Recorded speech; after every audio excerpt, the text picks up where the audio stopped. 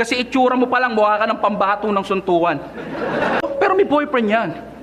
Sabi niya pa nga sa isang battle, okay lang na malaki yung ngipin ng BF ko, masarap namang kumain. Nakakana. Pinagsisigawan kinakain, masabi lang na nadidiligan. Pero may angle lang akong nasilip. Napansin ko lang naman, pinangkakain sa pempe mo, ipin, ano ba yung mani mo, butong pakwan?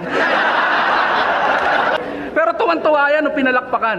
Habang sinagsisigawan mo na kinakain yung pekpek mo. Pero pag binabastos kayo ng kalaban, ang sinisigaw nyo, respeto.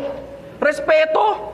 Well, nire-respeto kita bilang tao pero bilang battle rapper hindi at meron akong sapat na dahilan. Dahil kung minsan ang salitang respeto yung napagsasamantalahan ng ilan. Ano, masama na ba ako porket ginago ko to? Hindi na ba ako gentleman? Well, may basihan ng salitang respect at hindi ang gender lang. Kaya wala akong pake kung titi o pekpek man yang nasa loob ng salawal mo, pinasok mo yung mundo ko, wala akong pakialam sa nararamdaman mo. Kasi sumali ka sa flip top, kahit alam mo na lahat na makakalaban mo dito, puro lalaki. Para patunayan na wala kaming kayang gawin, na di kayang gawin ng mga tulad yung babae. Pero kung tutuusin, hindi lang basta panukso yung mga nauna kong atake kasi marami ka pang sasamantalahing MC dito kung di ko yan sinabi.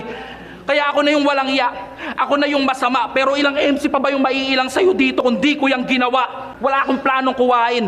Pero anong pakiramdam na yung gender equality sa lalaki naman ang gagaling?